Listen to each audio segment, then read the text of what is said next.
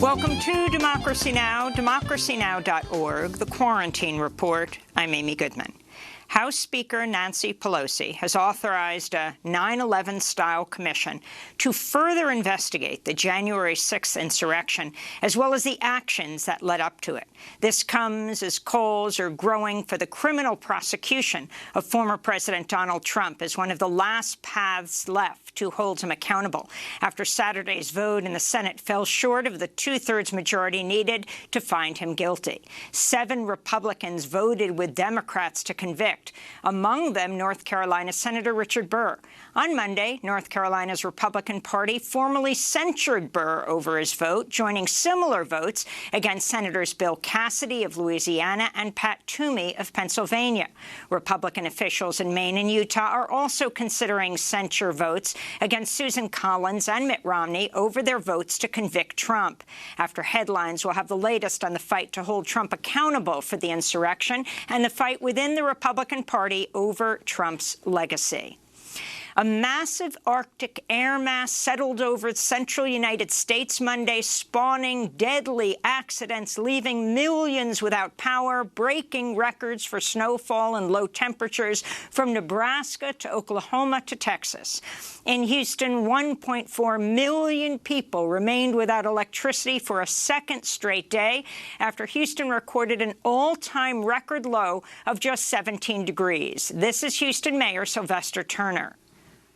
It is a system-wide failure across the state. These are not rolling blackouts. These are power outages at a huge, unprecedented scale. Climate scientists say severe winter weather has become much more frequent as the Arctic warms rapidly due to human activity. The United States recorded 989 deaths from COVID-19 Monday as the daily death toll fell below 1,000 for the first time since November. The 7-day average of new cases has dropped from January's high to less than 100,000 per day, but remains higher than a second surge of U.S. infections seen last summer. In Louisiana, officials have canceled Mardi Gras events, including today's Fat Tuesday celebration, 1 year after Mardi Gras became an early super spreader event.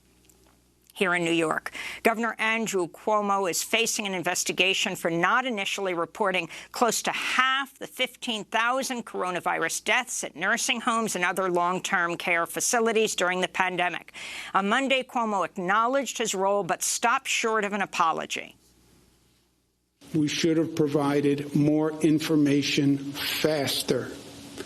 We were too focused on doing the job and addressing the crisis of the moment, and we did not do a good enough job in providing information. I take total responsibility for that. Republican state senators are calling for Governor Cuomo's impeachment. They're also demanding a special session to strip Cuomo of his emergency powers, a call that at least 14 Democratic state senators have joined. Democrat Jessica Ramos tweeted, quote, "People died and Cuomo lied. Then he had the gall to write a book," she said. It's a reference to Cuomo's bestseller American Crisis: Leadership Lessons from the COVID-19 Pandemic, which does not include information on how many New York nursing home residents died of coronavirus. The World Health Organization has granted emergency use authorization to the Oxford AstraZeneca vaccine. It's just the second vaccine after Pfizer's to be approved for the WHO's COVAX initiative aimed at bringing vaccines to lower-income countries across the world. On Monday, the new head of the World Trade Organization, Ngozi Okonjo-Iweala, warned against vaccine nationalism, saying attempts by wealthier nations to hoard vaccines would backfire. The pandemic is a problem of the global commons. So taking care of your population and being nationalistic with respect to vaccines won't work this time. The new head of the WTO is Nigeria's former finance minister and managing director of the World Bank. On Monday, she became the first woman and the first African appointed to lead the World Trade Organization. In northern Iraq, a civilian contractor was killed. 9 people were injured Monday in a rocket attack on a U.S. military base in the city of Erbil, the capital of Iraq's semi-autonomous Kurdish region in the north. A little-known Shia organization calling itself Guardians of Blood claimed responsibility, promising it would carry out more attacks targeting the U.S. occupation. The New York Times reports Taliban fighters have surrounded major population centers across Afghanistan as the Biden administration weighs whether to honor an agreement with the Taliban to withdraw the remaining 2,500 U.S. troops by May 1st. On Monday, NATO Secretary General Jens Stoltenberg said the U.S.-led military alliance is not ready to withdraw from Afghanistan. While no ally wants to stay in Afghanistan longer than necessary, we will not leave before the time is right. Earlier this month, a congressionally appointed panel known as the Afghanistan Study Group recommended the Biden administration should renege on its agreement to withdraw from Afghanistan by May. The U.S. is removing Yemen's Houthi rebels from the government's list of foreign terrorist organizations, reversing a last-minute move by the Trump administration, which Yemenis and international aid groups warned would only worsen the world's worst humanitarian catastrophe.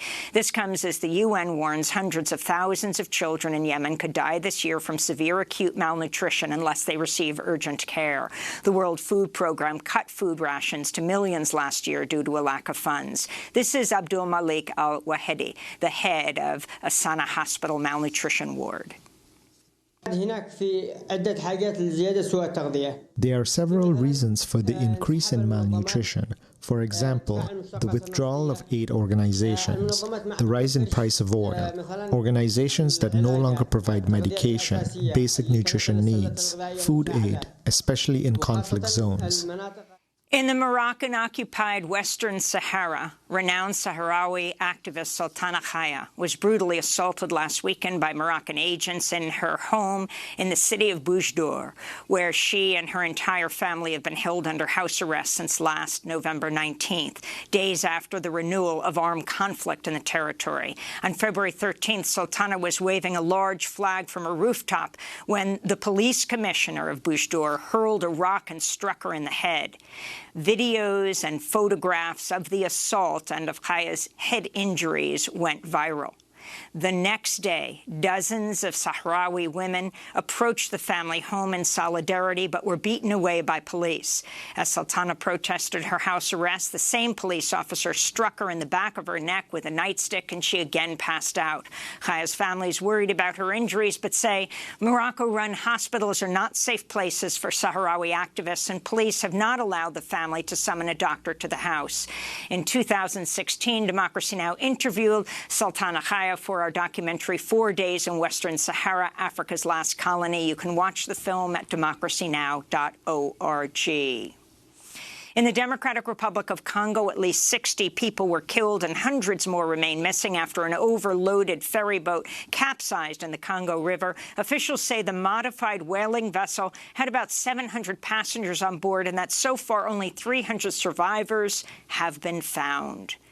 Palestinian authorities say Israel's halted the shipment of 2,000 doses of COVID-19 vaccine to the Gaza Strip, where they were due to be administered to frontline medical workers. The besieged territory is home to more than 2 million people, but has yet to receive any vaccine. This comes as Israeli health officials reported a nearly 95% drop in symptomatic coronavirus infections among 600,000 Israelis who received Pfizer's COVID-19 vaccine, and 30% of Israeli citizens have received at least one vaccine dose, the highest rate of any major nation. But that figure excludes Palestinians in the occupied territories who remain largely unvaccinated.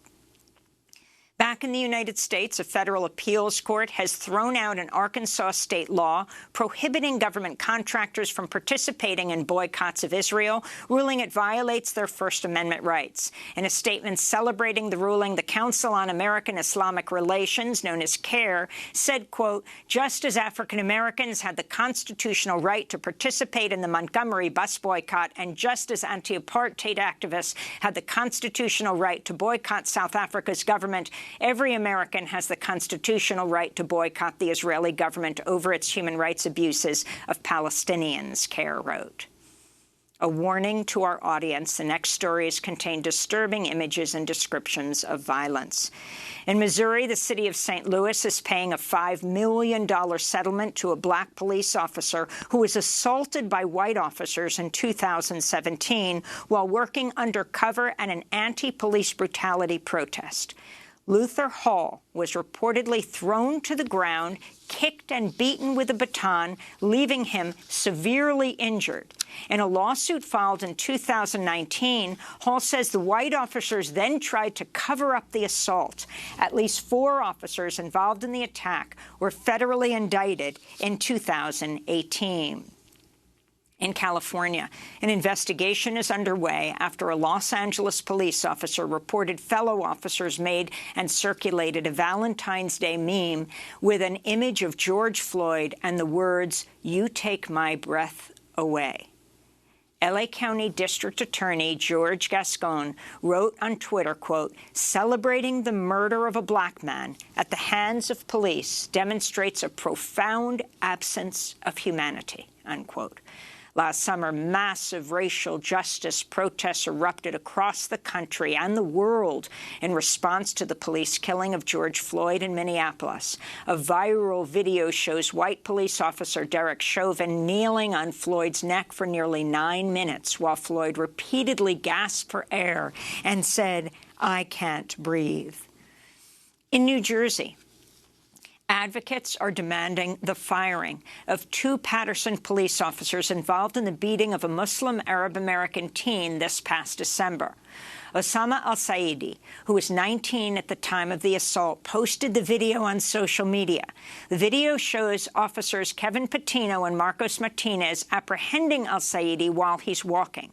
One of the officers is seen repeatedly punching al-Saidi, who is then tackled to the ground, where the officers continue to beat him.